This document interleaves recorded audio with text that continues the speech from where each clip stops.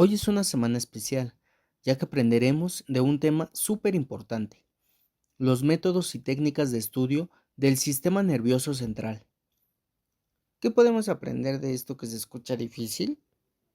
Para ello, es indispensable saber que la neurociencia comportamental se basa en entender qué funciones cerebrales se requieren para llevar a cabo una conducta determinada y luego saber dónde se localizan los circuitos neurales que ejecutan esas funciones.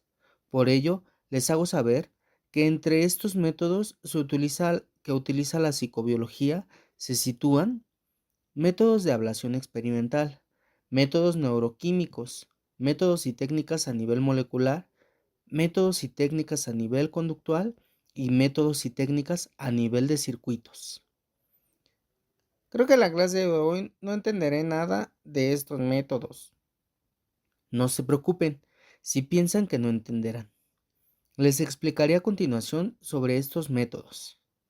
El método de ablación experimental se refiere a la destrucción de una parte del encéfalo y a la evaluación de la conducta subsecuente del animal.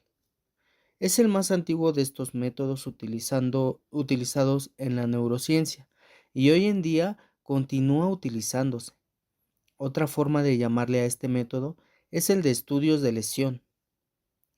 Una lesión en el cerebro suena muy peligroso. Es cierto, es una herida o traumatismo en el cerebro y este daño se conoce como lesión cerebral.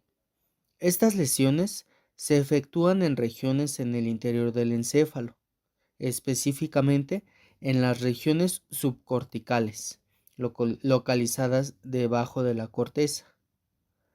Las, las lesiones que se hacen en las investigaciones que utilizamos, se utilizan dos métodos. El método estereotáxico, en el cual se realiza la lesión pasando corriente eléctrica por un electrodo de acero inoxidable guiado, enseguida de aplicar una corriente de radiofrecuencias provocando alta temperatura y destruyendo las células cercanas. Las consecuencias son: destruyen todo lo que se encuentra en las cercanías de la punta del electrodo, incluyendo las somas neuronales y los axones de las neuronas que atraviesan la región.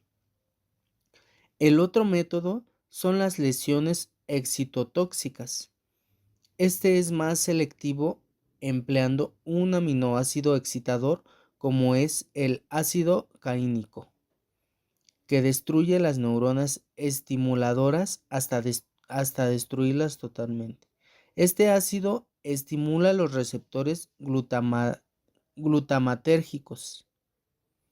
El procedimiento es inyectar a través de una cánula, que es un pequeño tubo de metal, un aminoácido excitador en una región cerebral y este destruirá los somas celulares vecinos, pero no los axomas de las diferentes neuronas que pasan en los alrededores. Cabe resaltar que cuando se produce una lesión por alguno de estos métodos, siempre se causa algún daño adicional en el encéfalo. Por ello, los investigadores realizan lesiones falsas en los animales. Una lesión falsa es un procedimiento placebo que produce todas las etapas para producirle una lesión cerebral, excepto las que en realidad la provocan. El procedimiento se realiza mediante una cirugía estereotáxica. En esta se utiliza un atlas estereotáxico con el que se obtienen las coordenadas y medidas del encéfalo donde se realizará la cirugía. También se usará el instrumento estereotáxico, que es el aparato que permite situar el electrodo o la cánula en la parte específica del encéfalo. Posterior a la lesión, se realizan procedimientos llamados métodos histológicos. A través de estos métodos histológicos se fijan, seccionan, tiñen y examinan la parte del encéfalo. Para examinar la estructura se utilizan diversos microscopios dependiendo su especificidad y alcance. Los mismos pueden ser el microscopio electrónico de transmisión, el microscopio electrónico de barrio y el microscopio cofocal con láser. Genial. Podremos usar algún día los microscopios y poner en práctica estos métodos. Ahora les explicaré sobre los métodos neuroquímicos. Estos se utilizan para determinar la localización de una enorme variedad de sustancias químicas en el encéfalo.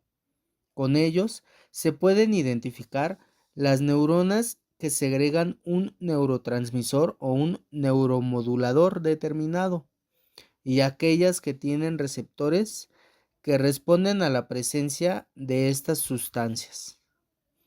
Hay dos formas de localizar sustancias neuroquímicas en el encéfalo: detectar las propias sustancias y ubicar las enzimas que las producen.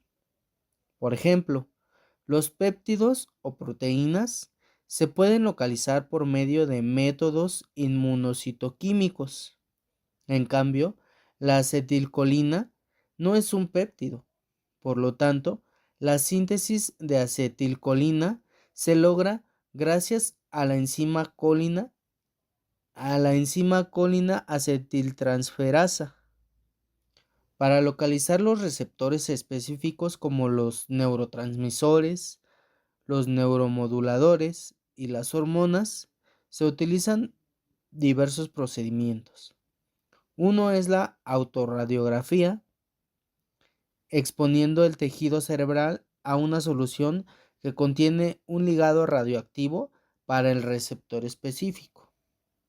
Otro es inmunocitoquímica, para detectar la presencia de los receptores mismos, siendo estas proteínas que producen anticuerpos. Otro método es el de microdiálisis, para analizar las sustancias químicas que se hallan en el líquido intersticial, gracias a un pequeño tubo, hecho con una membrana semipermeable que se implanta en el encéfalo. Se utiliza para estimar los neurotransmisores o neuromoduladores liberados por las neuronas. Vaya, no imaginaba que existen ya muchos métodos a nivel bioquímico tan avanzados.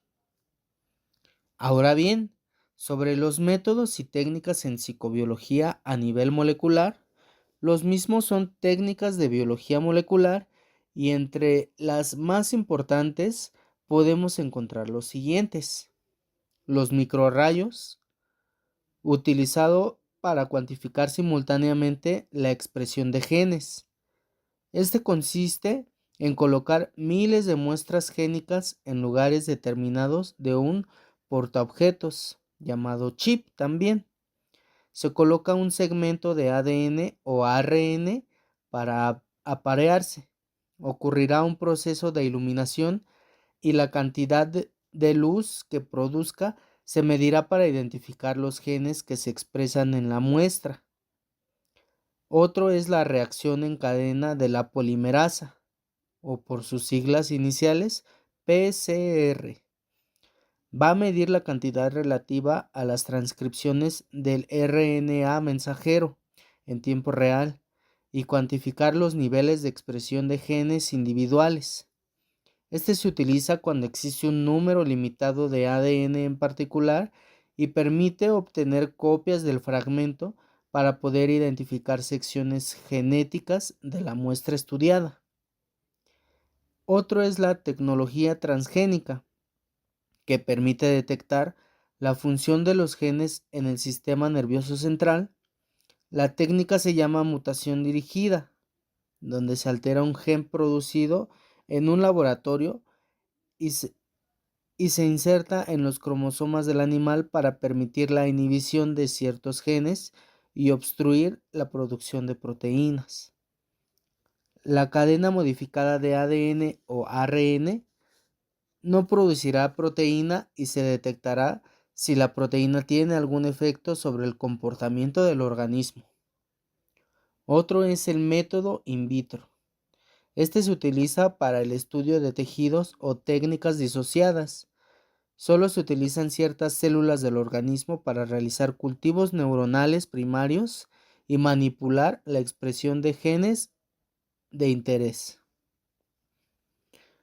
Otro es la neuroimagen por microscopía de fotones, donde se puede observar el tejido vivo a detalle por medio de un agujero en el cráneo de los animales.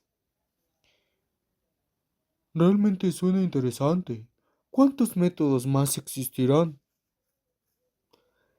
Continuando con la clase, los métodos y técnicas en psicobiología a nivel de circuitos deben monitorear varias neuronas al mismo tiempo. Para ello, es indispensable un marcado de conexiones neuronales dentro del cerebro.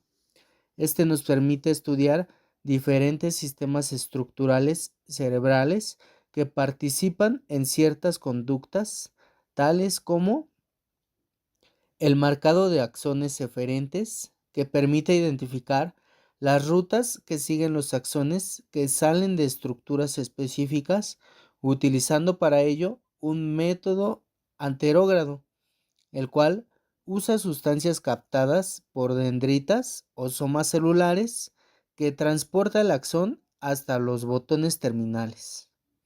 Se sacrifica al animal para observar el tejido por secciones en el microscopio a través de un método hipnocitoquímico.